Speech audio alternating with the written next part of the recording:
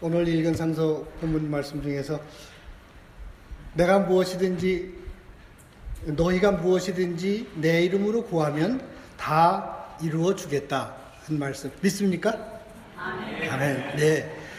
네. 오늘의 이 말씀이 여러분들에게 은혜가 되시기를 바랍니다. 오늘의 상서 말씀, 설교 말씀의 제목을 임마누엘, 하나님이 함께 하신다라고 정했습니다. 여러분 혹시 한국신학대학 수유리에 가보신 분? 거기에 이름이 뭔지 아세요? 임마누엘 동산입니다. 그리고 한신에 옛날에 빠지가 있었는데 제가 다닐 때는 거기에도 임마누엘이라고 이렇게 쓰여져 있습니다. 우리 기독교 신앙의 중요한 힘의 하나는 이 세상을 만드시고 모든 것을 주관하시는 하나님께서 나와 함께 하시어서 언제나 나를 돌보아 주신다라고 하는 믿음이라고 생각합니다. 그 어느 힘보다 세고 또 높고 귀한 분의 도움을 받고 있다고 믿는 사람들에게는 어떤 어려움이 닥쳐도 아무런 어려움이나 두려움이 있을 수가 없는 것입니다. 그래서 사람들은 믿음은 하나님께서 나와 함께 하고 계신다는 경험이 있느냐 또는 없느냐에 따라서 더욱 깊이가 달라진다라고 생각을 합니다. 하나님께서 함께 하심을 느끼고 그분의 사랑을 느끼고 있다면 언제 어디서나 어떠한 일을 당하더라도 힘이 생겨나며 하는 일에 대해서 자신감을 갖게 되고 또 모든 일에 감사함을 느끼게 됩니다. 나는 오늘 나도 오랜 동안 신앙생활을 해왔습니다.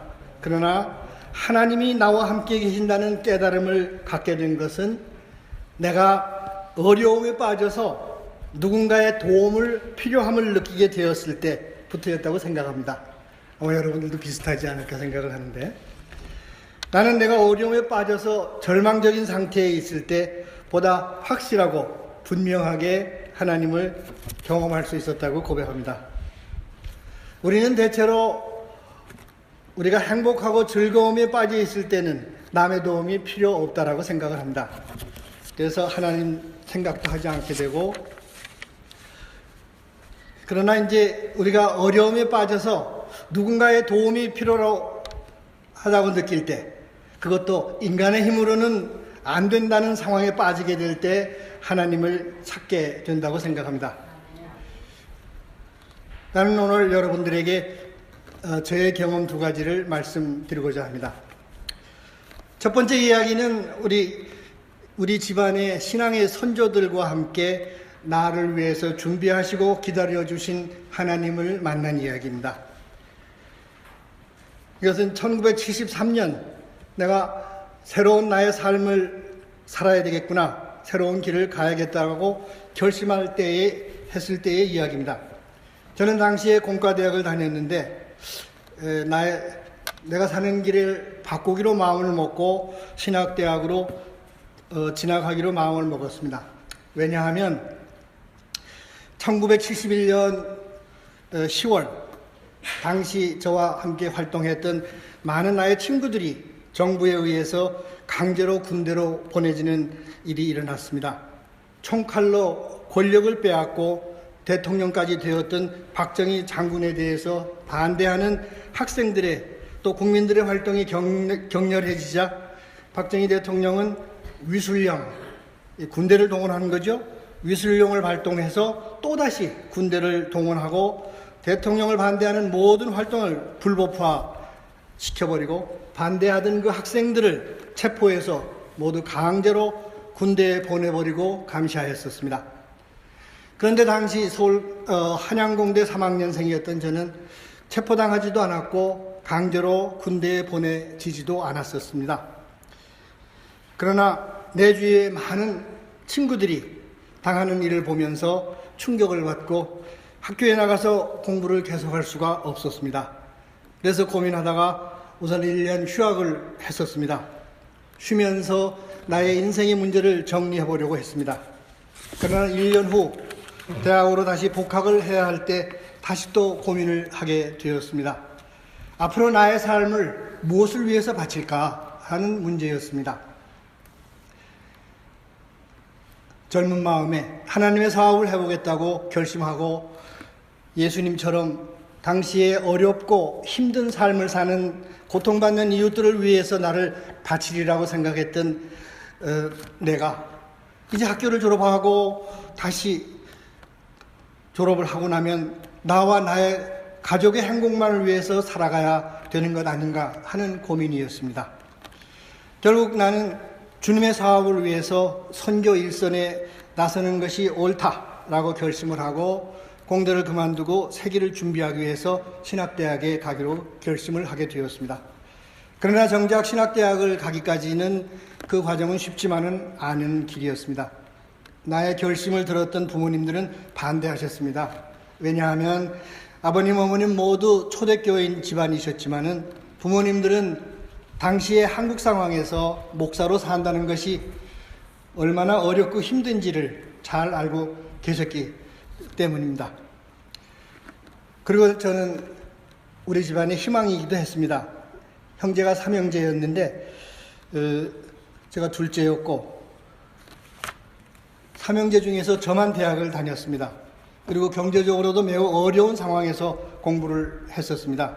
그래서 부모님들 또 주변은 내가 하루라도 빨리 대학을 졸업하고 좋은 회사에 취직해서 나와 가족을 위해 일해주기를 바라고 있었습니다.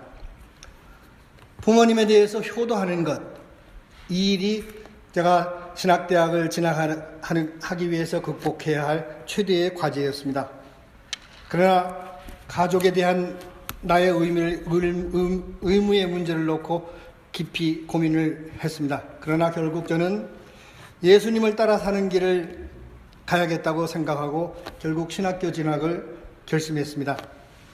당시의 심경은 아무것도 보이지 않는 캄캄한 밤에 절벽에 혼자 서 있는 것 같은 그러한 느낌이었습니다. 앞으로 가도 뒤로 가도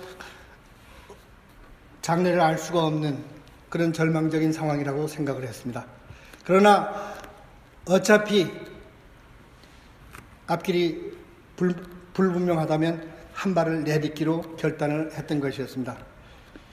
그런데 내가 모든 것을 버렸다라고 생각을 했지만은 나는 하나님께서 나를 위해 준비해 놓으신 사랑을 경험하게 되었습니다.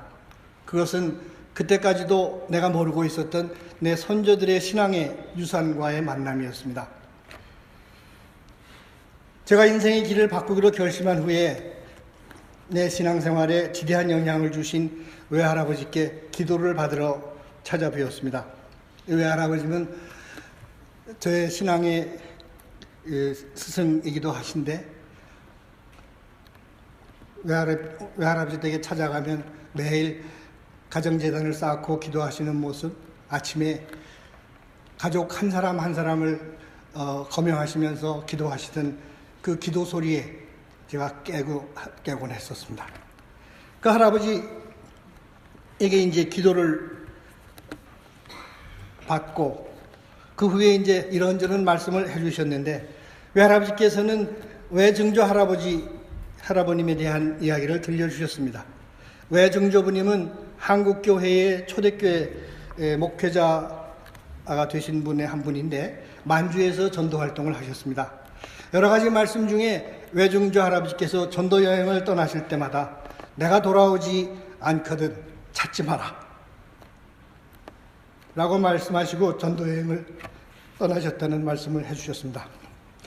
당시 만주는 무장한 그 마적대가 많이 있었기 때문에 여행하는 것이 매우 어려운 때였다는 것입니다. 외할아버지께서는 목숨을 걸고 전도 여행을 하셨던 것이었습니다. 나는 외증조부님의 이 이야기를 제 인생의 진로를 바꾸기로 결정하기 전까지는 들어본 적이 없었습니다. 나는 신앙심 깊으신 나의 선조분들의 이야기를 내가 선교의 길을 가기로 결심한 후에 듣게 되었습니다. 그때 저는 이런 생각이 들었습니다. 나는 하나님께서 나를 나에게 새로운 삶을 준비해 놓고서 기다리고 계셨구나 하는 생각을 하게 되었습니다. 하나님께서는 내가 당신을 좀 더 열심히 섬기는 길로 나서기를 기다리셨다는 것입니다. 개인적으로 정말 절망적일 정도로 힘들었다고 생각을 하는 저였습니다마는 결정된 후에 깨달은 바는 하나님께서는 새 길을 준비하시고 내가 스스로 감당할 수 있게 될 때까지 내 집안의 신앙의 선조들과 함께 나를 기다리고 계셨다라는 생각을 갖게 되었습니다. 그때 저는 느꼈습니다. 나는 혼자가 아니다. 하나님께서 나와 함께 하신다. 하나님께서 나를 지켜보고 계신다고 생각하며 용기를 얻어서 길을 바꿀 수가 있었습니다. 하나님께서 나와 함께 하십니다. 아울러 하나님께서 여러분 모두와 함께 하십니다. 네. 두 번째 이야기는 제가 목사 안수를 받게 된 일과 관계된 이야기입니다. 제가 안수를 받기를 두려워하고 있던 그 시기에 찾아왔던 미국 한인교회 교인은 저에게 유아 세례를 주었던 목사님의 아들이었다는 이야기입니다. 두 번째 이야기, 저는 1982년 11월 서울로회에서 목사 안수를 받았습니다.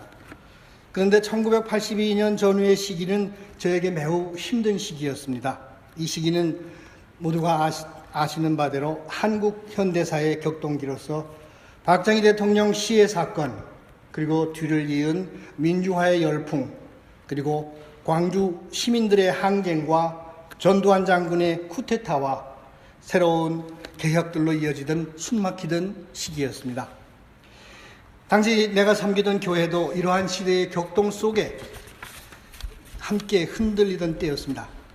1980년 5월 18일 당시 광주에서 벌어졌던 끔찍한 폭력 사태를 알리려고 광주의 이야기를 처음 글로 써서 바깥 세계에 알렸던 이 분이나 또 이를 서울 시내에 뿌렸던 사람들이 모두 제가 섬겼던 작은 개척교회 교인들이었습니다.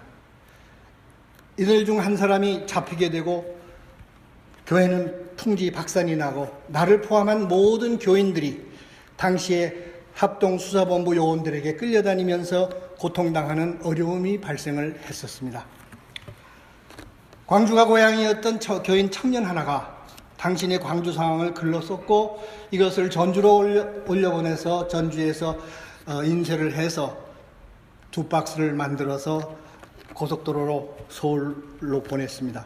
이걸 교인 2명이 받아서 그걸 교인들을 전부 소집해서 그걸 나누어 가지고 서울 시내에 알리는 일을 위해서 모두가 흩어져서 그 일을 했습니다. 그러다가 그중 한 사람이 체포가 되었습니다. 이대 앞 대흥동에 있던 개척교회는 합동수사본부가 차려졌고 수사요원들은 문서를 뿌린 이들을 잡겠다고 교인들을 앞세워서 찾아다녔습니다. 저희 집에도 새벽 2시에 쳐들어와서 저를 이제 끌어내서 교인들을 찾아내라고, 도망간 사람을 찾아내라고 끌고 다녔었습니다. 그 당시 저희 아내는 임신 6개월의 몸이었었습니다. 목회자인 저에게도 그 정도로 함부로 대하는데 다른 노동자나 학생들, 청년 교인들에게는 어떤 일이 있었는가 가히 그 횡포는 말할 수가 없을 정도였습니다. 목회자로서 늑대에게 물려서 끌려다니는 나의 양들을 보면서 도움을 주기는커녕 나 스스로를 추스리기가 어려운 상황 속에서 아무런 힘도 되지 못하는 나, 너무나도 무력한 나를 학대하며 또 한편으로는 내가, 우리 교인들이, 우리 한국 백성들이 무슨 잘못을 했다고 이토록 혹독한 시련을 주십니까? 하면서 하나님한테 화풀이 하고 따지기도 했었습니다. 깊은 좌절과 무기력감에 빠져있던 시기였었습니다.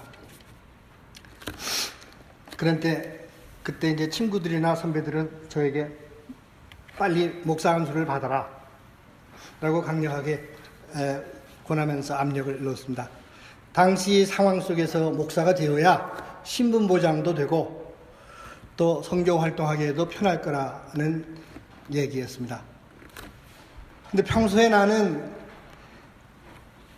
어떻게 사람이 하나님 앞에 내가 당신의 종으로 일하겠습니까? 라고 약속을 할 수 있을까? 내가 나를 아는데 나 같은 인간이 제정신론을 할 수 있는 약속이 아니다라는 생각을 하고 있었습니다. 안수받을 자격은 다 갖추고 있었지만은 목사 안수는 생각조차 못한 나였으며 특별히 좌절감과 무기력감에 빠져 몸과 마음과 영혼이 황폐해 있던 나로서는 안수받는 일은 감히 상상도 할 수 없는 것이었습니다. 그러던 내가 안수를 받았습니다. 그 과정은 이렇습니다. 내가 섬기던 교회의 그 어려운 상황을 알고 있던 우리 교단 본부가 작은 어려운 개척교회 하나를 재정적으로 돕고 싶어 하는 미국의 한인교회 한 곳을 소개해 주었습니다. 그래서 별로 마음에 내키는 일은 아니었지만 적은 액수의 도움을 받게 되었습니다. 교회는 이 돈을 광주 관련 유인물을 뿌린 죄로 감옥에 있던 교인들을 돕는 영치금으로 썼습니다. 그러던 어느 날 교단 총회로부터 연락을 받고 우리를 도와주고 있던 미국 한인교회 대표자를 만나게 되었습니다.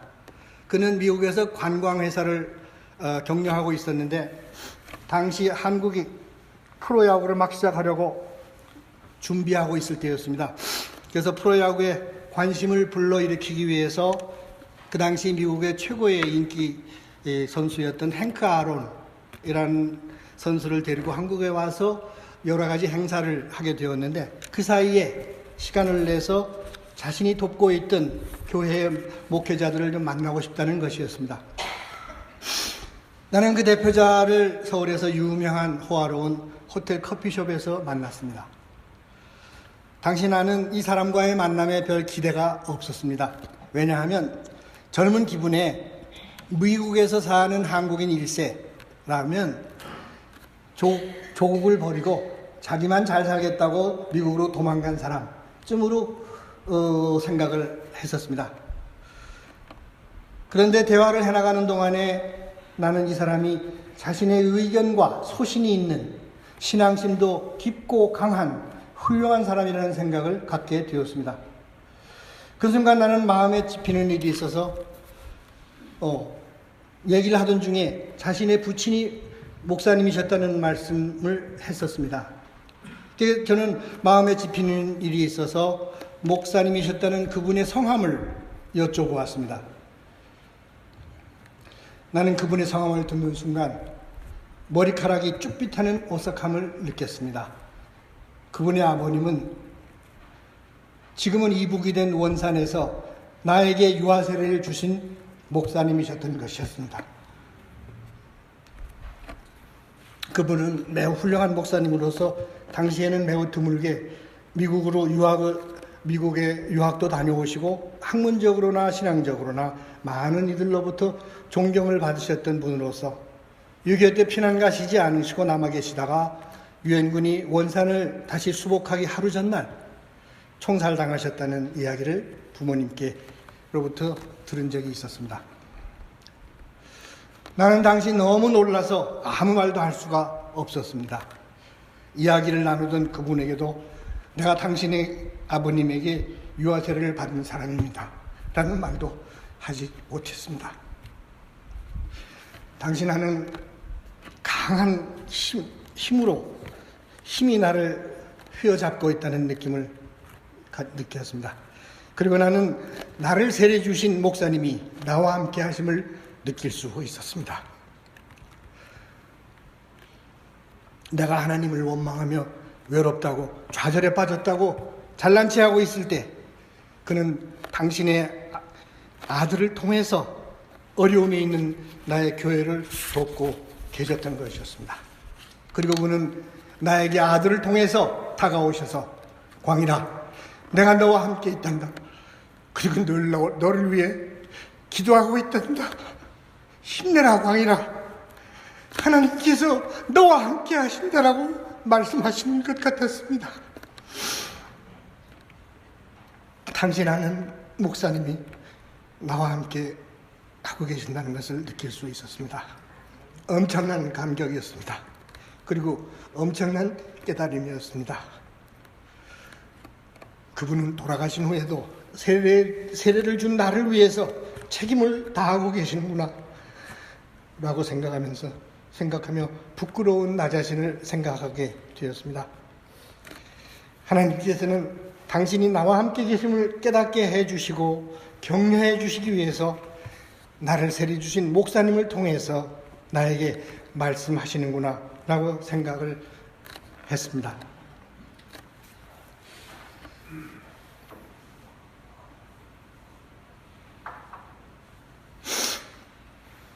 나는 하나님의 사업은 하나님이 직접 하시는구나, 당신의 종을 통해서만 하시는 게 아니구나 하는 깨달음을 갖게 되었습니다. 아울러 하나님의 영광을 위해서 열심히 노력하는 것은 중요하지만 내가 다 한다는 생각이 아니라 하나님이 하실 부분은 하나님께 맡길 수 있어야 한다는 것을 깨닫게 되었습니다. 하나님의 선교 사업은 나 혼자 하는 것이 아니라 하나님께서 함께 하시는 일이라는 것을 깨닫게 되었습니다. 올바르다고 믿는 바를 믿고 열심히 추진해 나가지만은 나머지는 하나님께서 이루시는 것이라는 깨달음을 갖게 되었습니다. 성실히 고민하고 노력하는 것도 중요하지만 이루지 못함을 한탄하는 것은 겸손이 아니라 하나님의 자리를 노리는 자만일 수 있음을 깨달았습니다. 하나님께서는 인간인 부족한 나를 그대로 사랑하시고 받아주신다는 것을, 그래서 나도 부족한 나를 그대로 받아들이고 사랑해야 한다는 것을 깨닫게 되었습니다. 나를 세례 주신 목사님의 아들을 만난 그 후에 나는 안수를 받을 수 있는 용기를 갖게 되었고, 부족한 나를 아끼고 사랑해 주시는 하나님의 사랑에 힘을 입어서 안수를 받게 되었던 것입니다. 성령은 이미 우리에게 오시어서 이 세상을 꽉 채우고 계십니다. 사람들은 성령이 이 세상에 꽉 차 있는 것을 어떻게 알아? 라고 묻는 분들도 계십니다. 제 설명은 이렇습니다. 우리가 전파는 보이지 않지만 집에서 텔레비를 탁 전원을 켜면, 그리고 채널을 탁 맞추면 방송국에서 보이는 프로그램들이 쭉 나오죠? 마찬가지로 이 세상에 꽉 차 있는 하나님의 은혜를 성령이 역사하시며 활동하시는 것도 이와 같다고 생각합니다. 하나님으로부터의 채널은, 하나님으로부터의 문은 항상 우리에게 이미 열려 있습니다. 다음은 내가 예수님을 나의 그리스도로 고백하고 받아들이는 순간 우리 쪽에서 그 문이 열리는 것입니다. 그 후에는 원하는 대로, 우리가 텔레비를 보듯 우리가 원하는 대로 그 은혜를 받아 누릴 수가 있는 것입니다. 하나님의 은혜를 받고 안 받고는 우리의 결단이 필요할 뿐인 것입니다. 하나님은 늘 우리와 함께 하십니다. 하나님께서는 언제나 우리를 도와주시려고 준비하고 계십니다. 여러분 모두가 세상에 충만해 있는 하나님의 은혜와 사랑을 언제라도 넘치게 받아 쓰시며 사시는 여러분들 되시기를 축원합니다. 잠깐 기도드리겠습니다.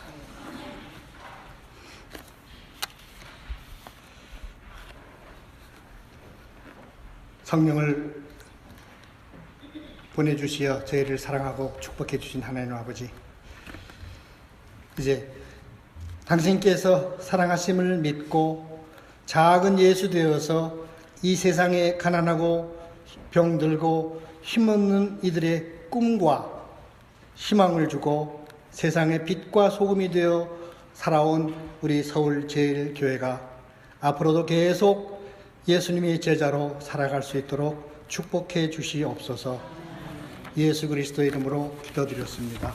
아멘.